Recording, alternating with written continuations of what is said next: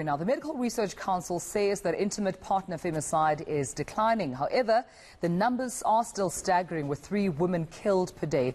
Non-intimate partner femicide has not changed since 2009, and this has prompted Gun-Free South Africa to call for stricter firearm controls. To discuss these findings now with Professor Naeemah Abrahams, who led the research study for the Council. And Prof, thank you so much for your time, and good morning to you.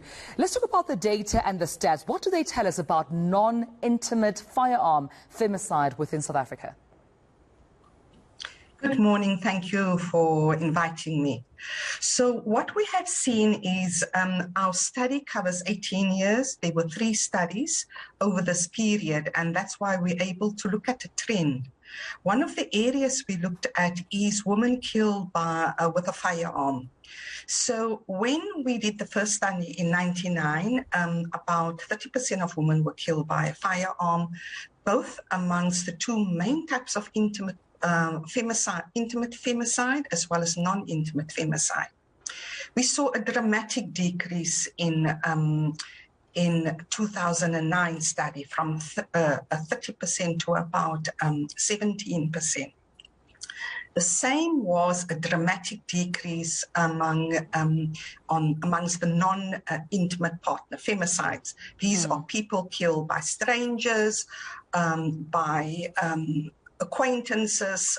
It's not intimate partners.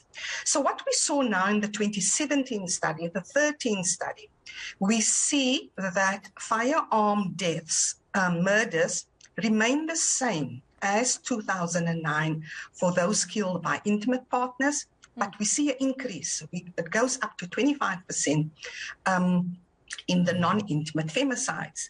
So what we suspect, what we're seeing here, we haven't got a lot more detail on it, but what we suspect we're seeing here, amongst the intimate partner femicide, it looks like the Firearms Control Act is still effective amongst those within the home. Right. And because women being killed by partners are normally sometimes the partners themselves kill themselves as well. And we saw a decrease amongst what we call murder-suicides. So previously, it was higher at about 17% of men killed themselves, and this decreased to about 12%. Yeah. But when we look at the non-intimate femicide rate or proportion, that has increased. So is this telling us that women killed in these situations are killed by illegal firearms? Is that the problem that we're seeing here? Because we do know that women killed in these circumstances, the non-intimate femicides, mimic sometimes crime, the general crime that we have, right? Because it mimics the general interpersonal violence that we see amongst men-on-men violence. Right. And we know that we've had challenges with increased circulation of illegal firearms.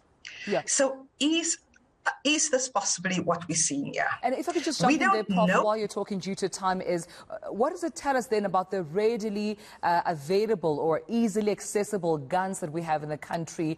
Like you mentioned, the point in the context of illegal firearms, but also the need for stricter gun laws in the country. Absolutely. This is evidence that we do need to control. We need to strengthen our Firearms Control Act. We definitely need to do it. We have shown already that it had an effect, so we need to strengthen it. We need to control it within the home. We need to enforce. There is a domestic, in terms of the Domestic Violence Act, if a woman report the partner as for his violence, if she seeks a protection order, that they need to investigate whether he owns a firearm, whether it's legal or in possession of the illegal one, and it should be confiscated. We don't know how often that is done, because we have seen in our study as well that police often do not know about violence in a relationship amongst the women that are killed by partners. Yeah. So we need to strengthen our Firearms Control Act, definitely. we have the evidence that it does work. We'll have to leave our conversation there, but I appreciate you speaking to us about this issue. Professor Naeemah, of course, Abrahams joining us from the SA Medical Research Council, Deputy Director there for the organisation. Quite worrisome when we're looking at the stats. One death is one too many. And this conversation reminded me of the incident at the Tembisa Hospital of the nurse who was, of course, shot and killed allegedly by her boyfriend, who then later on turned the firearm on himself. But reports suggesting that he is critical in hospital at this stage. Thus talking more or bringing highlight to that issue of stricter gun laws in the country.